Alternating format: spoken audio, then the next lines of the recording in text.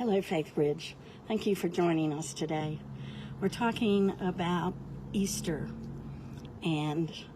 but first I wanted to tell you what my favorite snack was during this incarceration.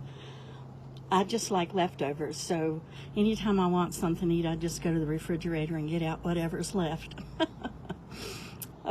Today we're looking at John 13, 1 through 5. Jesus washes his disciples' feet. It was just before the Passover feast. Jesus knew that the time had come for him to leave this world and go to the Father. Having loved his own who were in the world, he now showed them the full extent of his love. The evening meal was being served, and the devil had already prompted Judas Iscariot, son of Simon, to betray Jesus. Jesus knew that the Father had put all things under his power, and that he had come from God and was returning to God. So he got up from the table, took off his outer clothing, and wrapped a towel around his waist. After that, he poured water in a basin and began to wash his disciples' feet, drying them with the towel that was wrapped around him. So this is a very meaningful passage to me. It always has been through the years. And I just want to share with you my thoughts. This was a turning point in Jesus' ministry.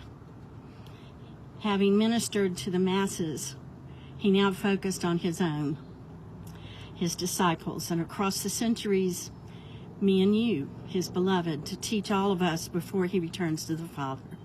Days before, he had taught his disciples that to be the first, you must be the last, the epicenter of Jesus' ministry, and they didn't understand. So Jesus modeled humility, becoming the last for them and for us. Jesus took the posture of the lowest of low servants. He rose from the table, took the robe, tied it around his waist, filled a basin, and began to wash the feet of the men he loved with his entire being, unconditionally, non-judgmentally, even Judas, who he knew would betray him for money. Imagine their surprised and horrified faces, shrinking back in their chairs, tucking their feet under themselves, a silent crying, tears running down their faces in rivulets, and the shame. Do I want Jesus to wash my feet?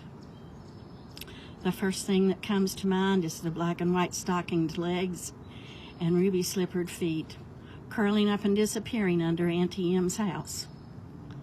That's me, because I'm very familiar and aware of my unworthiness.